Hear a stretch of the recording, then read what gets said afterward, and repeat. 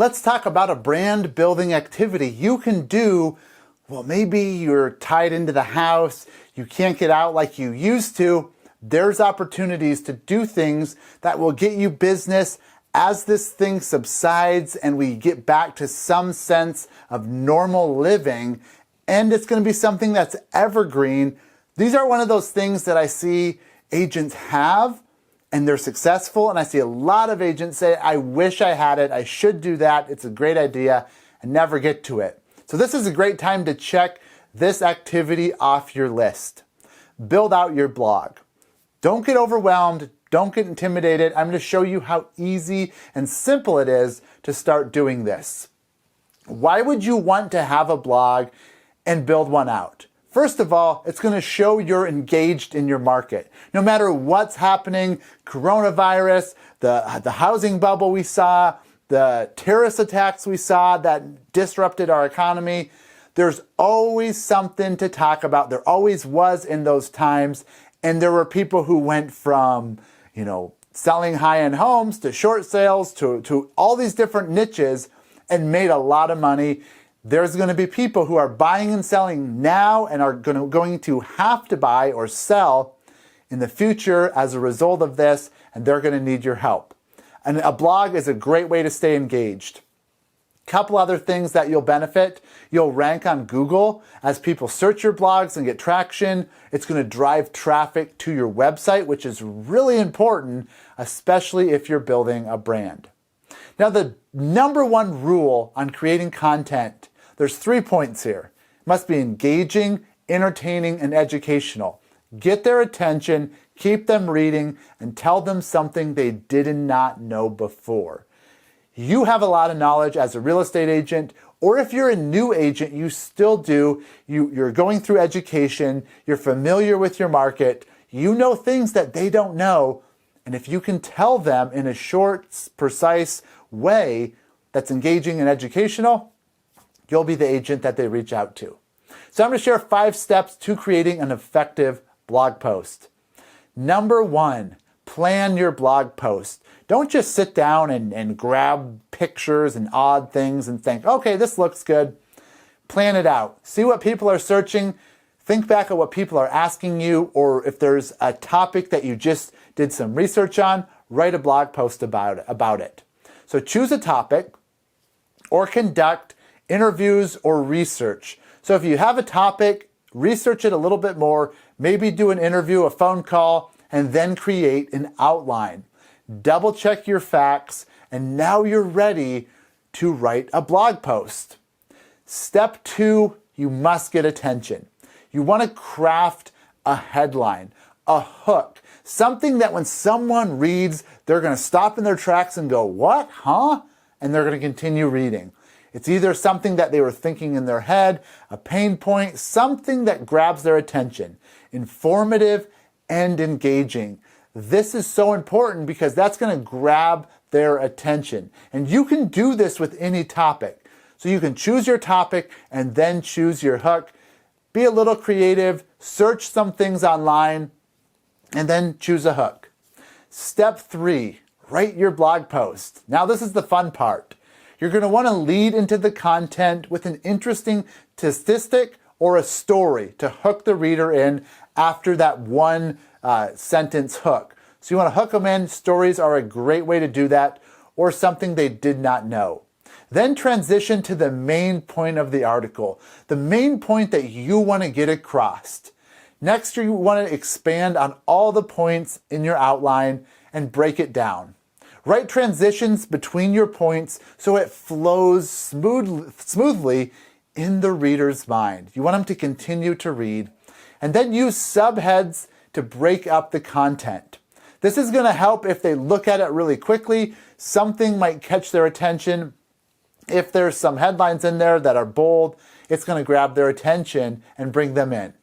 Step 4, visuals help readers. Grab some images or pictures, not that just look pretty. You don't just want sunsets and rainbows and ice cream.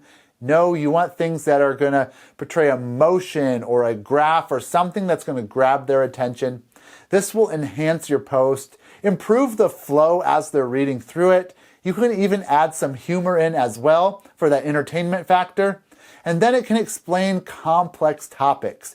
If you have a complex topic with a bunch of numbers, show a graph. Show something that it was here, now it's here, here's where it was before, it's still a great time to buy.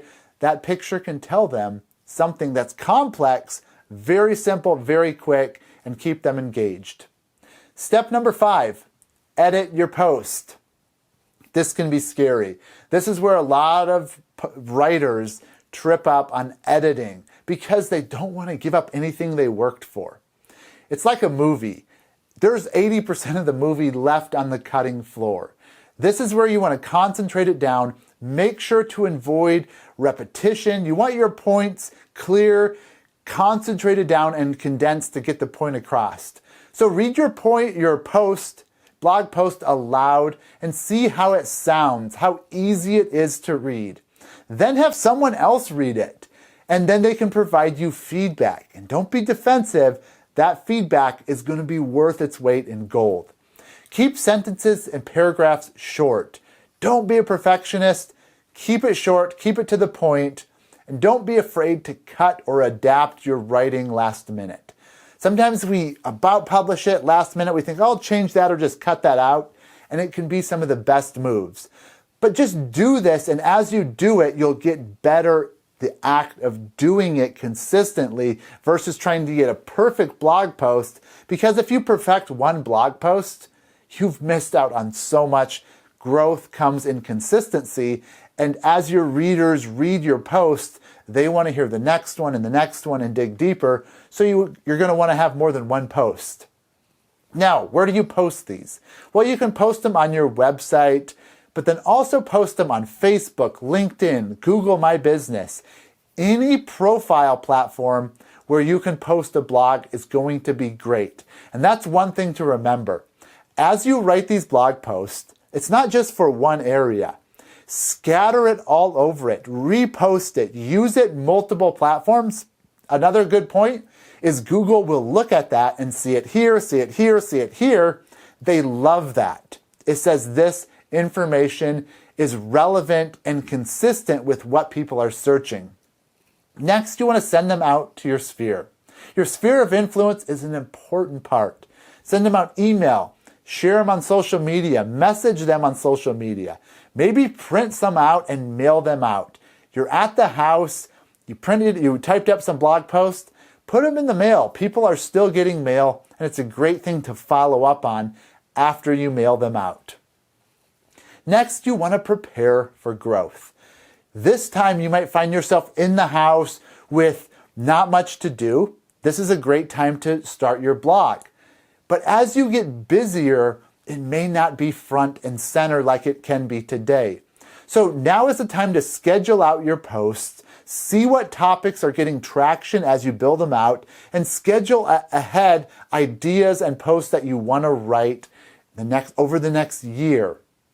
Then as you go through, you get busy, you'll have something to fall back on.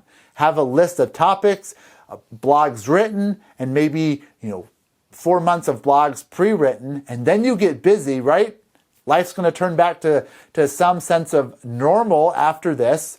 You could hire a writer. Hire a writer when you get busy. They know your style, they know the topics, and then you can continue to feed the system, and you're going to get blog posts that are about your area, about your market, that are really tailored to you and your brand versus going out there and just buying 100 blog posts that are generic and that every other agent has. So this is an area you can really build your own brand. So to recap, create some content, post them on all the platforms, send them out to your sphere of influence, and then prepare for growth. This is a great time to do this while we have to be inside. Instead of just absorbing the news 12 hours a day, it's probably better to stay informed on that and then do something else that can keep you in a positive mindset, sharing your knowledge with your sphere. They'll love you for it. People are reading more than ever now. They're more available than ever for feedback if you want to call them up, because they're all quarantined to their house, or most of them. So I encourage you to take this activity, start branding yourself with a blog and see what it brings you now and in the future.